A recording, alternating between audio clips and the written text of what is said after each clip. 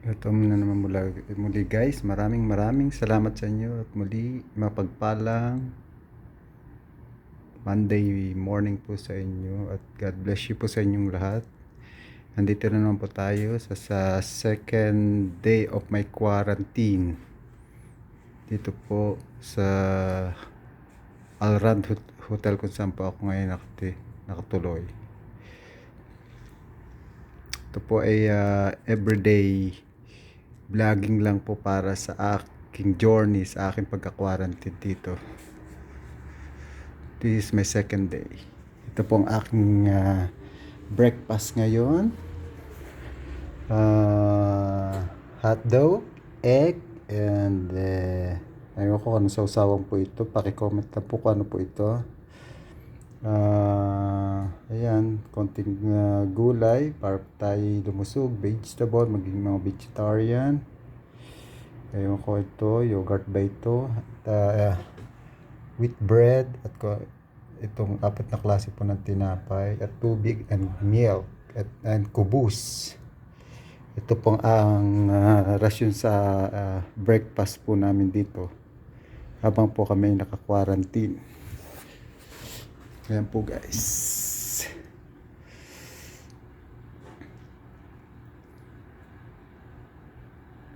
Para kami rito mga patabain ngayon. Kain tulog. Itong aming quarantine experience. Kaya po sa lahat po ng mga nangangarap, ito po ang buhay na nagka-quarantine ngayon. Dito po sa Saudi Arabia. Kaya konting sneak preview lang po. Ito po ang aking kwarto uli. Yan ang aking gamit, baggage.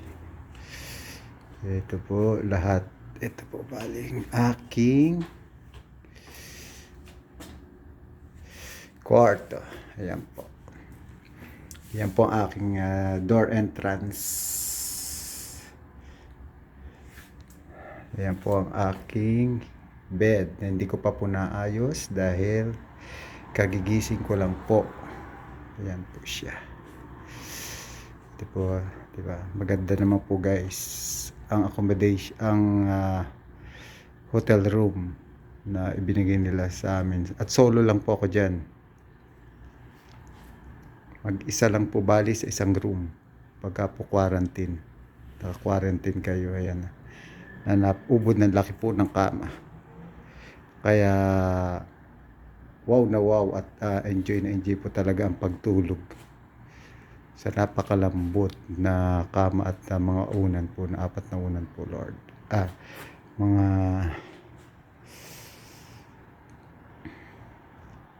aking tagapanood. Ayan po ang aking sala, mini sala. After ng aking bed, iyan po ang aking munting sala, diba? So, napaka-sosyal. At may hindi lang po yan, may palamshade pa si Mayor, ayan po. At dito po sa gawing ito po yung bintana, diba? Kung nakita niyo guys, ayan po. Napakalaking bintana po. Mula sa lapag hanggang sa ceiling. Yung bintana, kaya napakalaki niya. Dalawa po bali yan, kaya lang hindi ko ito binubuksan kasi masyado nang maliwanag. Kaya po guys, yung labas. Saan po ako ngayon nakatira. Tumutuloy habang ako'y naka-quarantine. Ayan po. Ayan po yung labas. Ayan, tingnan nyo po.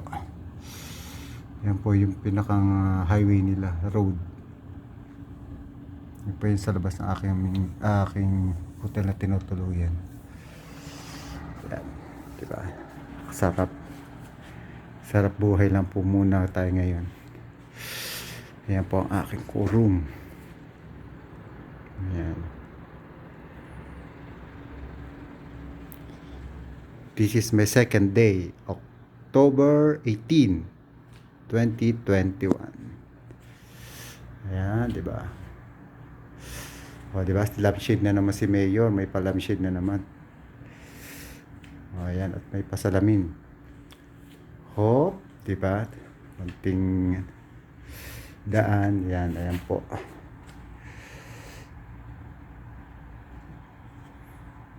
Ayan, diba? Napakasaya po. Kaya for the meantime, panoorin nyo naman po muna ako habang kumakain po ako ng masarap na lunch food namin po rito na supply muli ng hotel na ito. Ayan po. Thank you po. At ayan po. Inyo pong panoorin habang ako'y kumakain. Patabi po sa mga hindi pa kumakain at hindi pa po nag-uumagahan. Pasintabi lang po. Gusto ko lang po ipakita sa inyo ang experience ko po habang ako po ay naka-quarantine. Yan po. Kumbaga, teleserye of my during my quarantine period experience. Yan po. Yan po. Diba?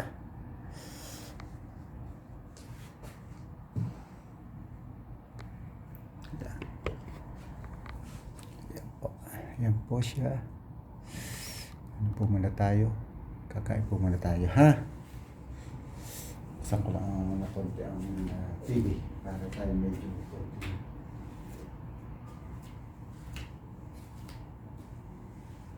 trying your first. So many, this has been your first in-person concert. Concernés. Et au niveau des symptômes, effectivement, on peut retrouver troubles de la libido et également des pertes de la concentration. Eh bien, merci pour ce point ménopause, andropause. Si vous avez des questions, eh bien n'hésitez pas, vous avez le QR.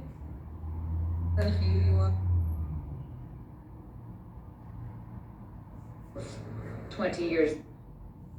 Our mental state, add emotion to movies and commercials, and even help us move when it's إلى عادة الوقائية.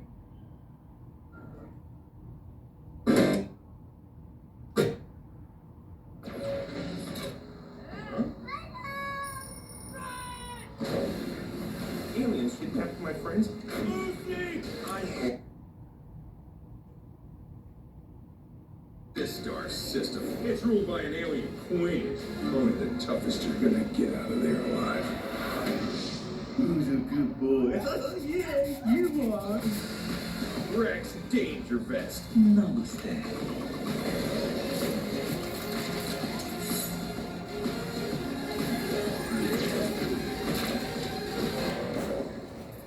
You're welcome.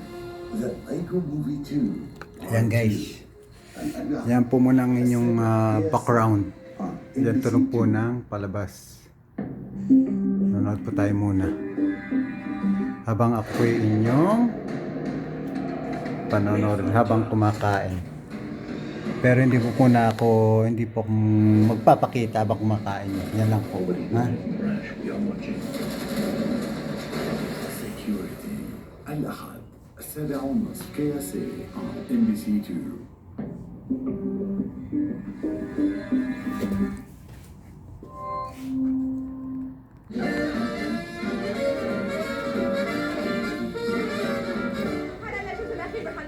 باللندن فيلم فيستيفال وبنحكي عن ذا لاست دوتر يلي شفناه بفينيس وهون على الريد كاربت بلندن كانت مع داكوتا جونسون النجمه الاوسكار وينر اوليفيا كولمان ومخرجه الفيلم النجمه الممثله يلعب طليان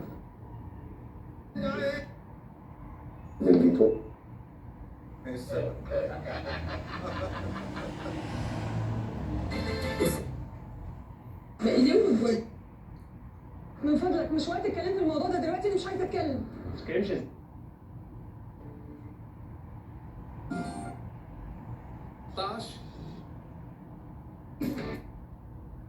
اني ما رح اعيد هذا الشيء.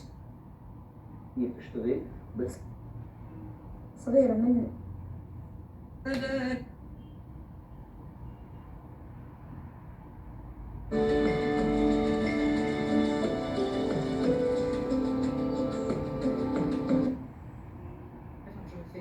or $750 for the desktop version might prove a bit too rich for a beginner, though it's easy to make something sound good with very little effort. So here we go. Nice. can change the feel of this sound by using these bits. Lowering the barriers to creativity can help musicians who struggle with mobility. Indoor. An avid pianist who is connected to a Guys, pasensya na kayo sa akin paso. Napaso po yan. She's controlling this grand piano at Yokohama City Hall. Ng glue gun. It's part of a project between Yamaha and the Tokyo University of the Arts. When Yurina presses a key, the Daragemo auto accompanied piano plays along with her. She practiced playing her side slightly Thank you, ahead Lord. of Thank time, you. as Really it thank takes you. about 100 milliseconds for her piano signal to reach the Ah. concert hall. Dito muna pala. None of these new creativity tools detract from the massive benefits of learning a physical instrument. In fact, I think they complement Hotdog each po. other. Technology at its best, giving the gift of music to everyone.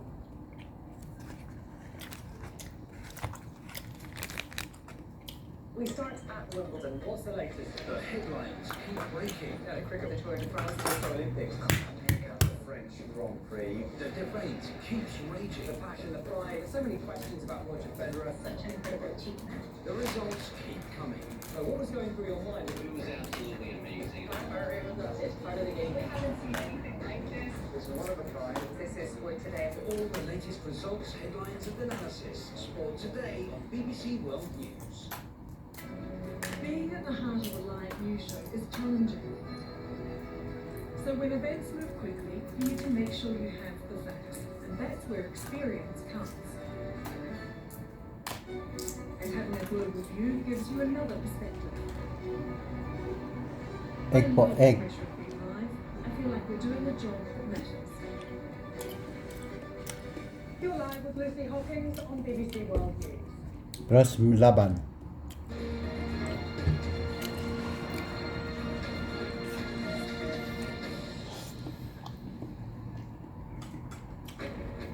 This is BBC World News. I'm Kash Madeira. Our main stories. Tributes and a minute's silence. Boris Johnson and his fellow MPs share memories of their colleagues the day famous. The House of Commons returns from recess later today. 25-year-old man Ali Harvey Ali is continuing to be questioned by police and being held under the Terrorism Act. In other news, we have a special report from the Afghan Ministry for Vice and Virtue. What does the future hold for women and girls under Taliban rule? Hindi ko alam pangalan ko guys eh. Ano ba ito? Comment down below. Waste-free world goes to Kung ano ba itong sausawan na to. the city of Milan. The winners of Prince William's £1 million Earthshot Environmental Prize have been revealed. Pero okay naman. Lasa niya masarap. Hindi siya maalat.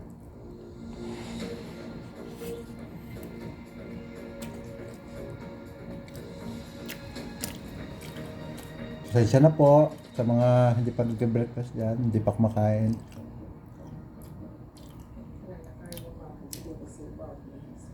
The British Prime Minister Boris Johnson will lead tributes in Ngayon yung kumakain na po ngayon, ayan, sabay po tayo kumain ngayon. Ng umagahan, breakfast. A 25-year-old suspect, Ali Harvey Ali, remains in custody where he's being questioned under the Terrorism Act. Over the weekend, the UK government said it was considering whether additional measures were necessary to protect civilians. Lorraine Genia has the latest. Church services in Leigh-on-Sea to remember the life of Sir David Amess, attacked and killed while doing his job as an MP. He was committed to the people. He was a servant of our town. He wanted a lot of good. In a statement, Sir David's family gave this plea: "We ask people to set aside their differences and show kindness and love to all. This is the only way forward. Set aside hatred and work towards togetherness. Please let some good come from this tragedy." This afternoon, MPs will pay tribute in the House of Commons. There will be a minute's silence ahead of a church service in his memory at Westminster Abbey. Will my right honourable friend The politician was married with 5 children. Conservative MP Guys, caboose. 1983, first in Basildon and later in Southend West. He was known and loved for his hands-on approach with voters. is launching its bid. One of his many campaigns was to get city status for Southend. Police have arrested a man on suspicion of murder, and over the weekend they've been searching 3 properties in London. The man in custody is Ali Harbi Ali, 25 years old and a British national of Somali heritage. He went to school in Croydon in South London. A few years ago, he was referred to the PREVENT scheme, which is designed to stop people being drawn into terrorism. There are now calls to increase security for MPs. The Home Secretary, Priti Patel, is considering police guards at constituency meetings. Kubus guys. We must not Sarap. let the terrorists alter our way of life, but we also need to, as we move forward and push back Dito pa siya against sinasawsaw. this, do this in a responsible Ano way. po? For now, Southend is in mourning for a man who dedicated his life to the service of his community. Aruna Iyengar, BBC News. We will be speaking to our political correspondent at Dani-Fly-High in a little bit, but let's bring you up to date with some of the days happening news now. Opposition parties in Hungary have chosen their candidate to take on the right-wing Prime Minister Viktor Orban in elections next year. A conservative political outsider with no party affiliation, Peter Martínez has won the country's first ever opposition fight. Spanish Prime Minister Pedro Sanchez has pledged to outlaw prostitution in the country. Mr. Sanchez told his Socialist Party's Congress that prostitution enslaved women. Currently, there is no punishment for those who offer paid sexual services as long as it does not take place in public spaces. Rescue teams in India have stepped up their efforts to help evacuate survivors in the southern state of Kerala following devastating floods. Authorities have moved hundreds of families from low-level areas to safer places. The floods have killed at least 26 people, including 5 children, but many more people remain missing. It has been a month since the Taliban banned girls from secondary schools in most of Afghanistan. Women, except for those in the public health sector, have not been allowed to return to work yet. The BBC has obtained exclusive access to the former Women's Affairs Minister in Kabul, now replaced by the feared Taliban Vice and Virtue Ministry, to question the group's spokesperson on the prospects for women in the country. From Kabul, our correspondent Dani-Fly-High reports. At 17, her life, with all its possibilities, has been shut down. Before the Taliban took over, she would have been preparing for school along with her brother each morning. Now, Afghan girls face the biggest rollback in human rights in recent times.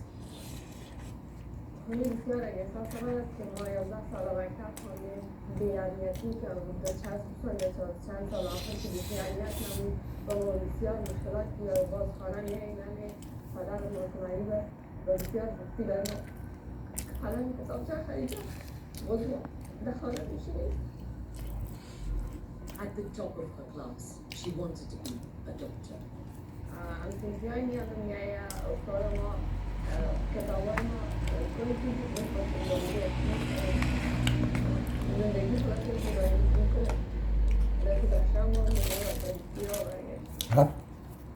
The family lives hand to hand, and education was their path to a better future.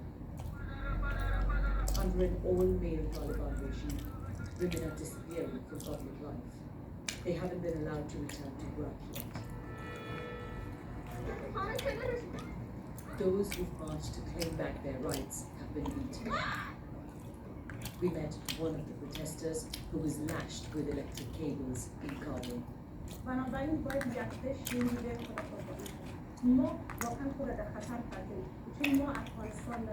Till August, she supported her family of 6. Now, she's out of a job.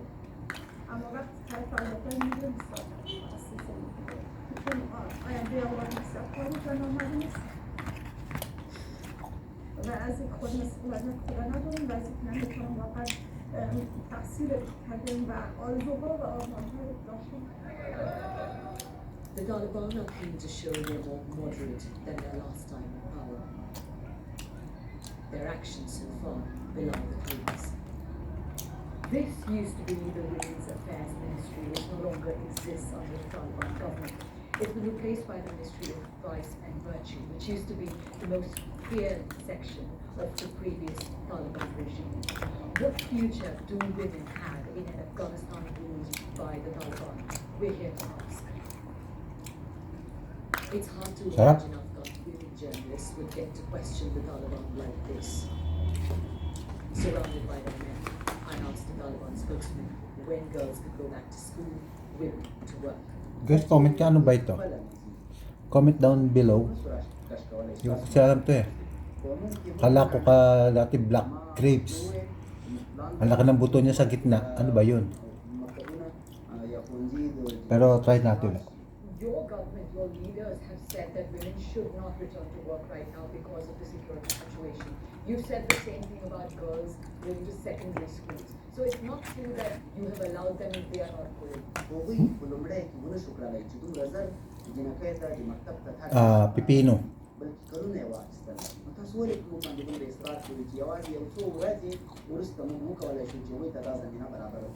How much time? Don't you think the women and girls in your country deserve to know when they can go back to their education, when they can go back to their jobs?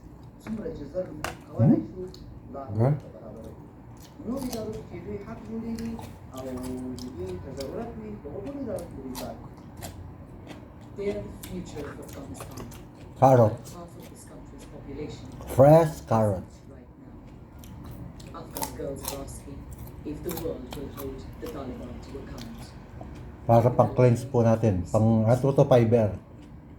Lots more on the ongoing situation in Afghanistan on our website, but now let's turn to Syria because for the first time in 9 months, talks on drafting a new constitution for Syria are due to begin in Switzerland. The negotiations are part of long-running efforts by the United Nations to unite all sectors of Syrian society in a process that might result in a sustainable peace after more than a decade of war.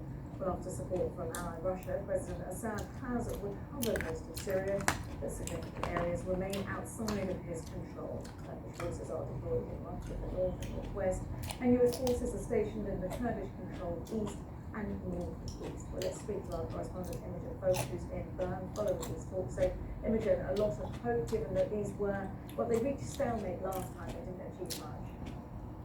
No, in fact, this group of 45 members of what we call the Constitutional Committee, 15 government, 15 opposition, and 15 civil society, including a number of women, they've already met 5 times, and the last time they met was in January, and things pretty much ground to a halt. The UN said they didn't think there was sufficient progress to continue. Now, since then, there's been a lot of behind-the-scenes negotiating. They're back. Another big thing, though, that happened in those 9 months was that Syria's President Bashar al-Assad was re-elected in May in what his supporters...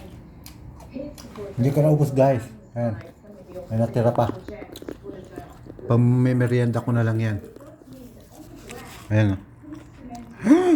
Mabala pala. Pag may merienda ko na lang yan, guys, kasi hindi na. Puno na. Ang dami kasi. Pero don't forget to subscribe po para tuloy-tuloy ating panonood. Masubaybayan nyo aking quarantine experience. Thank you guys. Thank you. Bye.